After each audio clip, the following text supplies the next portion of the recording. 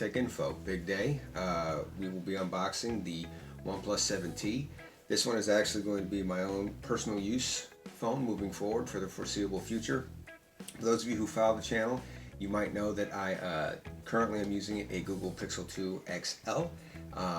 I've been waiting to kind of see what the Pixel 4 was like and what the reviews would be for that.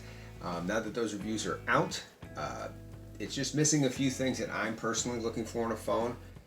It's not a bad phone, but I've landed on the OnePlus 7T because this is just the phone that checks all of my boxes. This is the phone that I think is going to work out the best for me. So we're going to do an unboxing and a brief camera test today, and hopefully you'll get an idea of maybe if it's a good phone for you. Okay, so let's go ahead and unbox this bad boy.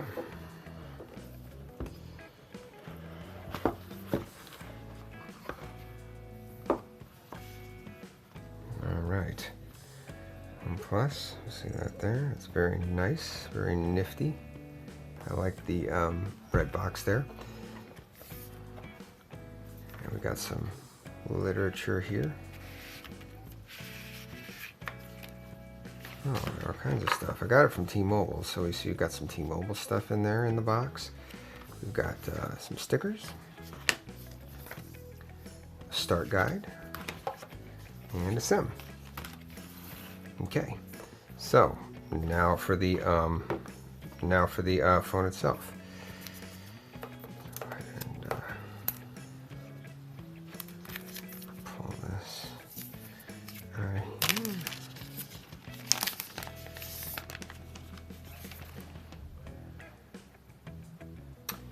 Something interesting. I heard about this. I wanted to see it for myself, though. Apparently, these do not come with screen protectors on them anymore. In the past, OnePlus phones used to come with screen protectors in the box, or not in the box, but actually on the phone when you took them out. I was told at the T-Mobile store that this one did not have it, and they were not lying. This is actually, there is no screen protector on this, so interesting. Feels very premium, feels very nice. Not real smudgy. You can see my fingerprints on a little bit. Not real smudgy. That frosted glass is doing a relatively good job of keeping the fingerprints off of it. Let's go ahead and see what other goodies we got in the box here. So you'll notice that it has this ginormous charging brick. This is something that OnePlus is actually known for. It's warp charging. I think this does, what does this do, 35 watt? 30 watt? 45 now. 45 watt now? Yeah. Yeah, it's crazy fast. Whatever it is, it's stupid fast. It's supposed to be able to get a 50% charge, I believe, in 20 minutes roundabouts on this. So, while it doesn't have wireless charging, which is some people don't like. I personally don't mind. I don't care about wireless charging. I'm very happy about the fast charging. It comes, it does have a case in here. It's got the little the SIM card tool ejector, and of course, as always, it's got the red cord that is kind of a signature of the OnePlus phones, and it's actually a nice case. It's not even like a cheap chintzy case. Like, this is actually pretty nice.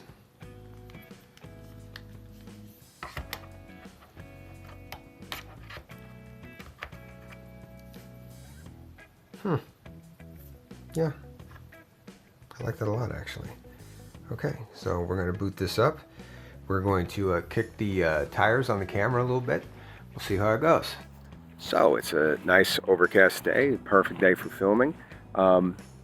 This is the front-facing camera, the selfie camera, so it seems to be doing a pretty good job with the video. We'll know for sure when you watch this on playback how well it does with the video stabilization. But looks pretty good. The picture definitely seems crispy. I think most people would be satisfied with it. So here we're filming video at 1080p using the primary lens, not the wide angle or the telephoto. This should have stabilization. So hopefully this will give a nice steady picture. Looking around, let's go ahead and try out some photography.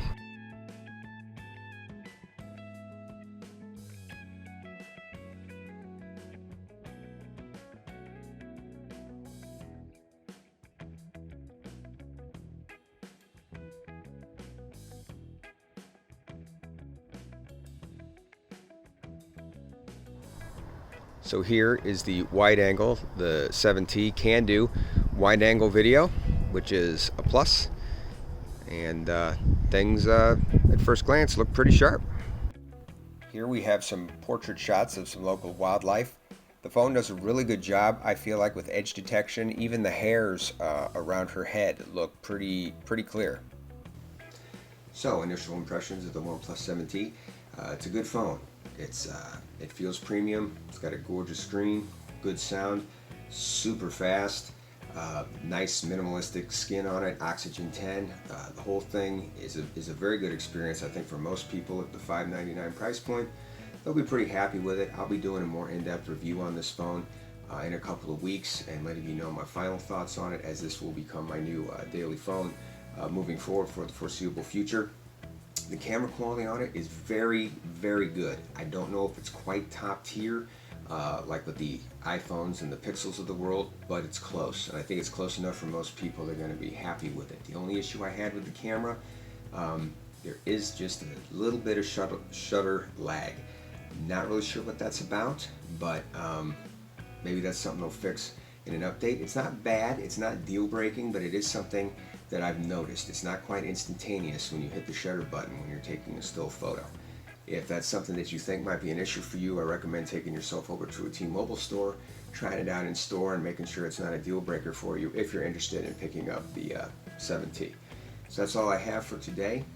If you have any questions about this phone or something that you specifically want to know about or have me test in the coming weeks, drop me a line in the comments. If there's any other phones you'd like me to unbox or review, let me know that as well.